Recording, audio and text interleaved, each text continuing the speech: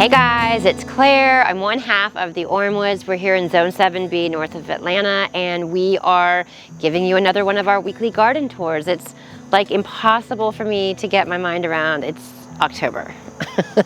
Like, it's really crazy. And so today we wanted to show you our okra, because that's actually something that we've been growing this summer, but we haven't really given it any screen time with all the tomato focus over the summer. But we do want to show you our okra plant. I want to show you some cabbage seedlings that I just got transplanted for the fall, because we're sort of doing an experiment on that as well. So let's start with the okra. Okay, so first of all, this okra is just a beautiful plant. And if you've been watching our other videos, you know back in the beginning of the summer, we had this planted really close together in the back beds, and we did transplant them. And I'm so glad we did, because we had no idea that these would grow. Look, I'm 5'4". I don't know how big this thing is. It's got to be, what, 7 feet tall right now? Yeah. And so one of the things that we've learned about okra, because this is actually our first year growing it, is once it starts producing, it's like prolific.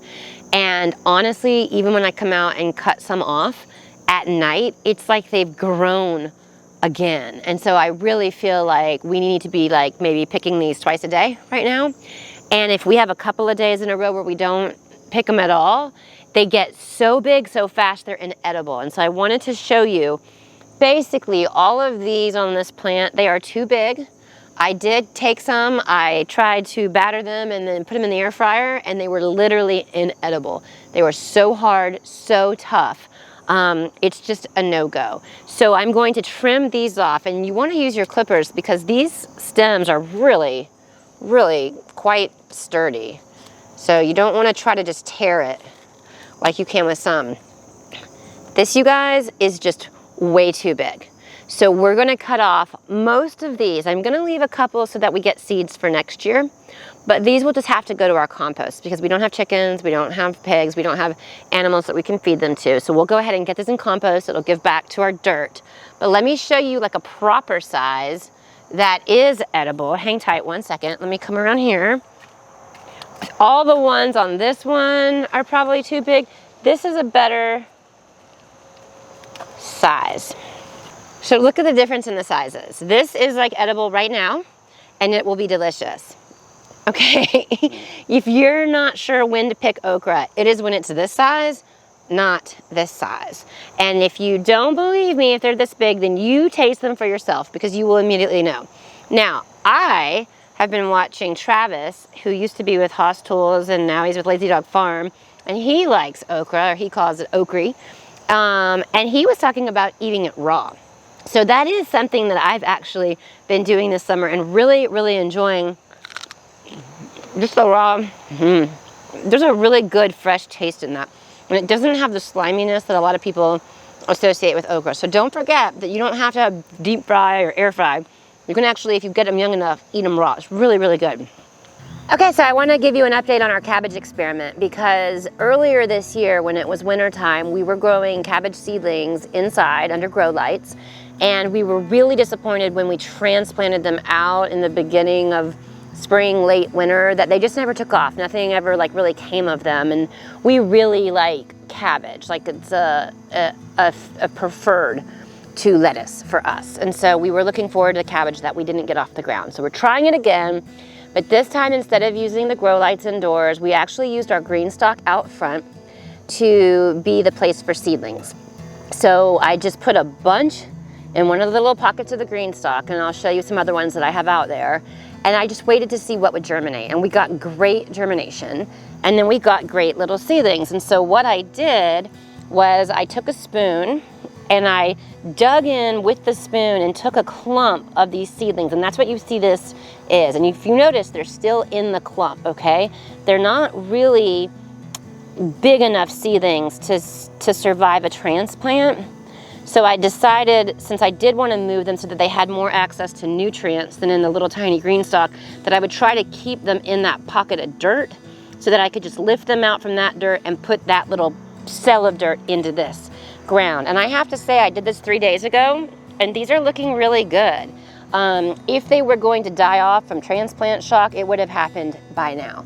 So I'm feeling really good about this. And so we're gonna let these get bigger out here in this bed that has more nutrients for it. And then I will have to thin them again and separate them out. And hopefully we can really get our cabbage to go. We're looking forward to that. It may be a little bit too late. These seedlings are young. And when I'm looking at, you know, other people's cabbage seedlings right now, they're a little bit bigger. So we'll just see. But you know, it's worth a shot, right? If we don't try, you never know. So that's a quick like hack. If you have a green stalk or just a pot, don't feel like you got to do one seedling per pot. You can put a bunch of seeds in it and let them get going and let them get started, and then transfer them as needed. It's been a lot easier than having our kitchen counters covered in grow lights for 6 weeks, which is what we did in the winter time. So this has been really good for us. Let's see how it grows. The other thing that you might notice in this bed, these taller plants, I don't know if you can see this. This is a basil. And we also started all these basils in the green stalk, and then I went in and brought a bunch out of here and planted them. And they're doing really well. All of these are basils, and I know that feels like it's gonna be like a lot of basil, which it is. But remember, you can dry this and have it as a dried seasoning, or you can mix it in oil and preserve it, or vinegar.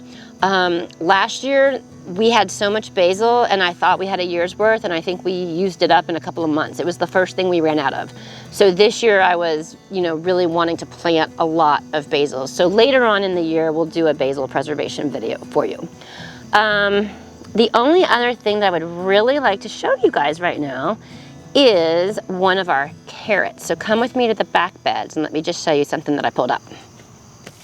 Okay, so the last thing that I wanted to show you guys today is this last little patch of carrots. We succession planted carrots all year long, and then we've been able to pull them up probably every 6 weeks or so. I get a batch of them. And I'm really excited about this last batch because you may not know that carrots, just like parsnips, when they have a frost, actually get sweeter. And the timing for these, I think, is going to be just perfect to leave them in the ground. Hopefully we'll get our first frost in about a month, and it'll just sweeten them up just the right amount to have a really nice carrot finale, if you will. So I did pull one up yesterday just to see how they were looking. Look how good this looks. That's where it's at as of right now, first week in October. I think if that stays another month, it'll get bigger. It has a great shape to it. And hopefully it'll be perfectly sweet with a frost. So I'm very, very excited about this. And the one thing that I can tell you about carrots is they take longer than you think. So don't be impatient with your carrots. If you're feeling like mine don't grow or they don't get big, you know, pull them out when they're babies and you can have baby carrots, but they do take a lot longer to grow to get like the grocery store linked carrot that, you know, you may be used to. So don't be impatient. And if you have some, try to see if you can keep them in the ground until that frost hits, especially if you're like us, you know, in Zone 7B, we've still got about 30 days. I know some of you are in colder climates and your first frost is going to be happening even sooner. So I'm excited. I think this looks really good. We've had some wonky looking carrots this year, but this one looks great. I'm hopeful. Okay, you guys are so awesome for being on the ride with us. We are having the most fun making this for you, and we hope that you are learning some things or just getting some good ideas. We would love to hear any questions you may have or any comments you may have, because as much fun as we love doing this for you, I can't tell you how much we've learned from y'all. And it's because you take the time to give us a comment, and we respond to all comments. So please keep those coming. It's really, really fun for us to get to know you. We'd love to learn about where you live, what kind of gardening experience you have, all that good stuff. And if you have any questions for us, please, you know, share them with us and we'll get back to you. And we'll see you next week for another garden tour. We post them every Sunday. And have a wonderful, wonderful week. We're so glad you're here. Thanks, you guys.